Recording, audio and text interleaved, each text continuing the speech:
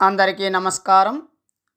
ఈరోజు గుర్రం జాషువా గారి జయంతి సందర్భంగా ఆయన గురించి కొన్ని మాటలు చెప్పుకొని ఆయన రచించినటువంటి కొన్ని పద్యాల్ని ఒక్కసారి స్మరించుకుందాం.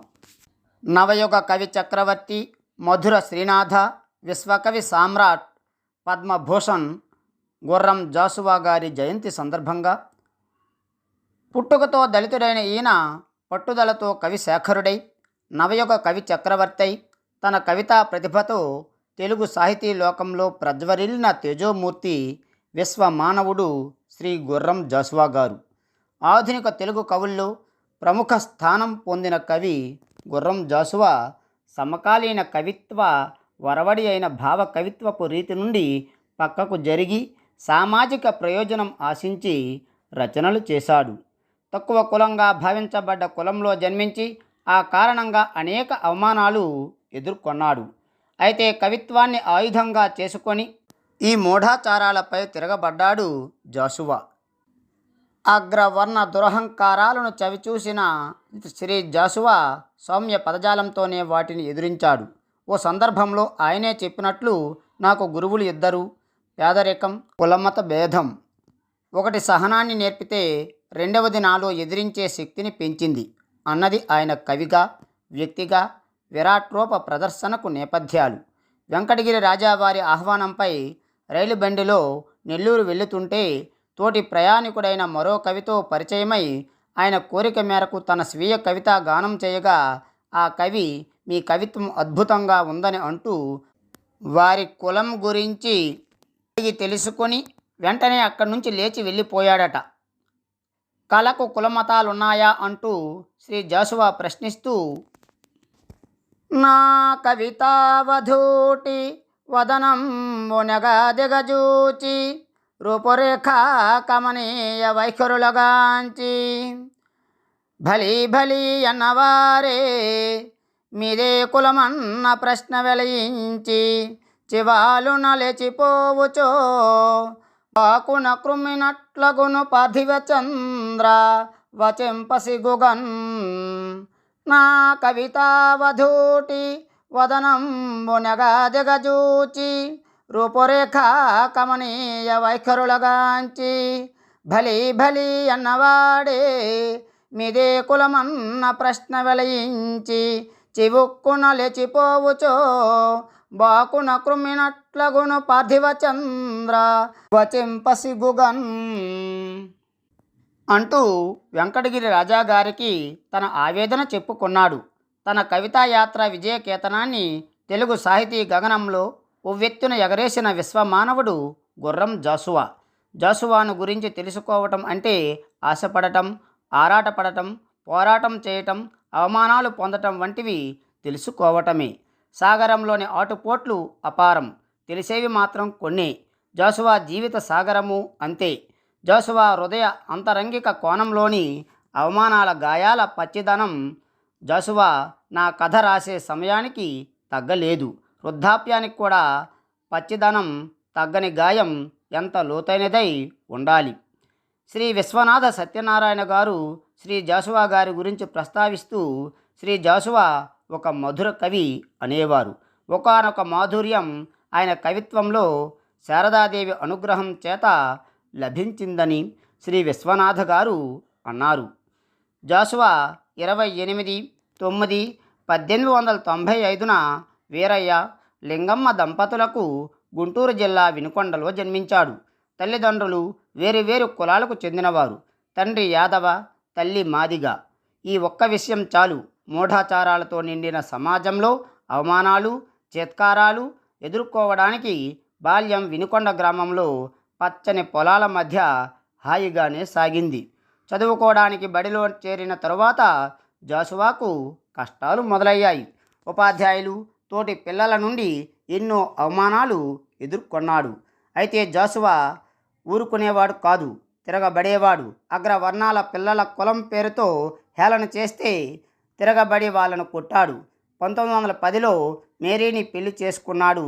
మిషనరీ పాఠశాలలో నెలకు ₹3 జీతంపై ఉద్యోగం చేశాడు. గబ్బిలం ఆయన రచనల్లో సర్వోత్తమమైనది. కాళిదాసు మేఘ సందేశం తరహాలో సాగుతుంది.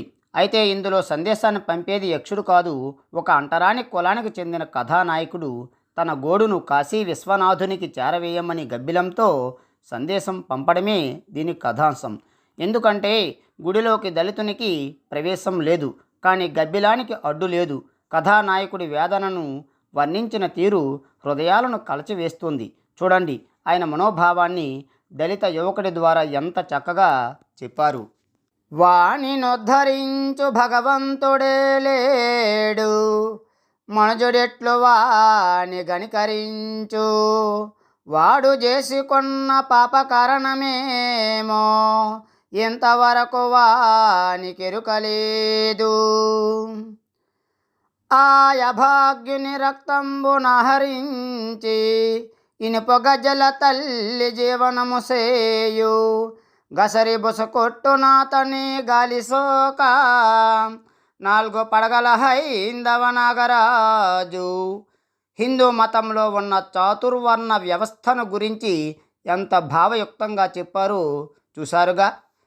కులము లేని నేను కొడుకులా బుట్టించి ఈ యఖాతమందే త్రోయవలనే, భార్యయాల బుట్టు బానిస కనివాడు జరుపసాగే బ్రహ్మచర్య దీక్ష. ఇలా చెప్పుకుంటూ పోతే వారి గబ్బిలంలోని ప్రతి పద్యాన్ని ఉదహరించవచ్చు. 1932లో ఫిరదౌస్ అనే మరో ప్రధాన రచన చేశాడు. 1932లో ఫిరదౌస్ అనే మరొక ప్రధాన రచన చేశాడు. పర్షియన్ చక్రవర్తి ఘజనీ మహమ్మద్ ఆస్థానంలో ఉన్న కవి ఫిరదౌసి. అతనికి రాజుగారు మాటకొక బంగారు నాణెం ఇస్తానని చెప్పగా ఆ కవి 10 సంవత్సరాలు శ్రమించి మహాకావ్యాన్ని వ్రాశాడు. చివరకు అసూయాపరుల మాటలు విని రాజు తన మాట తప్పాడు. ఆవేదనతో ఆత్మహత్య చేసుకున్న ఆ కవి హృదయాన్ని జోషువా అద్భుతంగా వర్ణించాడు. రాజు మరణించెనొక తార రాలిపోయే, కవియు మరణించెనొక తార గగనమెక్కే, రాజు జీవించే రాతి విగ్రహములందు, సుకవి జీవించే ప్రజల నాలుకలయందు. రాజు మరణించెనొక తార రాలిపోయే, కవియు మరణించెనొక తార గగనమెక్కే, రాజు జీవించే రాతి విగ్రహములందు, సుకవి జీవించే ప్రజల నాలుకలయందు అనే ఈ పద్యంలో కవి లోకానికి జోషువా సముచిత స్థానం కల్పించారు.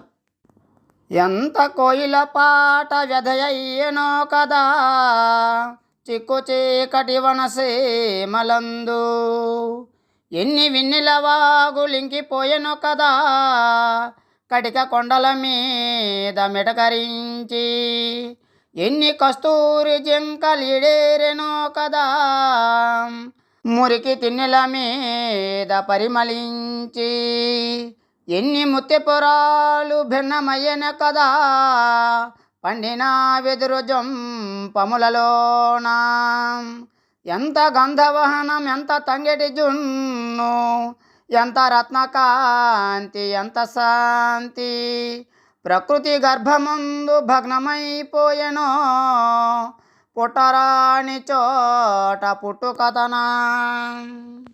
ఎంత కోయిల పాట వ్యధయయ్యనో కదా, చిక్కు చీకటి వనసీమలందు, ఎన్ని విన్నెల వాగులింకిపోయెనో కదా, కటిక కొండల మీద మిటకరించి, ఎన్ని కస్తూరి జింకలీడేరెనో కదా, మురికి తిన్నెల మీద పరిమళించి, ఎన్ని ముత్యపురాలు భిన్నమయ్యెనో కదా, పండిన వెదురు జంపములలోన, ఎంత గంధవహనం ఎంత తంగెటి జున్ను, ఎంత రత్నకాంతి ఎంత శాంతి, ప్రకృతి గర్భమందు భగ్నమైపోయెనో, పుట్టరాని చోట పుట్టుకథనా అని తన ఆవేదనను వ్యక్తం చేశాడు గుర్రం జోషువా. ఈ వీడియో మీకు నచ్చినట్లయితే లైక్ చేయండి, షేర్ చేయండి, సబ్స్క్రైబ్ చేయడం మాత్రం మర్చిపోవద్దు. పక్కనే ఉన్న గంట సింబల్ని నొక్కండి. ధన్యవాదములు.